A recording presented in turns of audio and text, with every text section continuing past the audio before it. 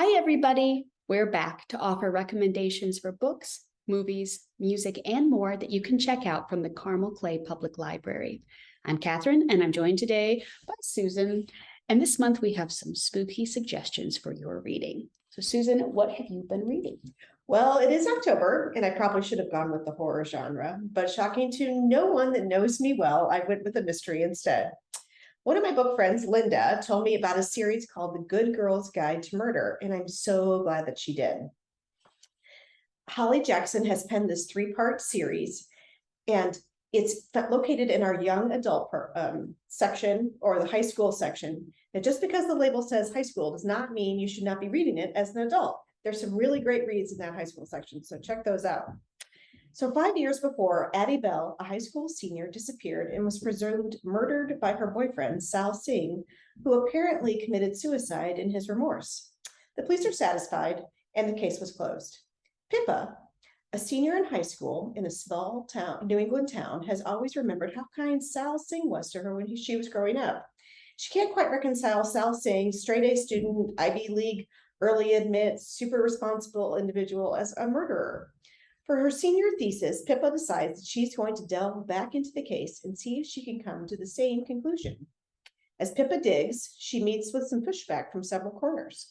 She begins receiving intimidating notes. As she delves deeper, she realizes that Sal Singh's supposed suicide does not make any sense. Andy's body has never been found, so query whether she's actually dead. There's also someone, or maybe more than one someone, who wants her investigation to stop. Pip is not intimidated and is joined in her investigation by Sal Singh's brother, who would love nothing more than to clear his brother's name. Things get serious, and Pippa realizes that she may have bitten off more than she can chew, and she is in danger. The Good Girl's Guide to Murder and the subsequent 2 books are available in print, ebook, or downloadable audiobook at the library. What about you, Catherine? Oh my gosh, I loved the first book. And if you have watched or are waiting for the next season of Only Murders in the Building with Steve Martin and Martin Short, you have to check out that series. Yeah, it's I never very good. Do that. Yeah. I read a spooky one, and it is called Jackal, a novel by Erin E. Adams. And if you are a fan of Grady Hendrix's The Southern Book Club's Guide to Vampire Slaying, so it needs to be a movie, needs to be a show, yep. Or you like the work of Jordan Peele, do I have a new debut horror thriller for you? So in Jackal, we meet our Black narrator, whose name is Liz. And Liz comes from a primarily white Rust Belt town, and she returns to her hometown for her white best friend's wedding.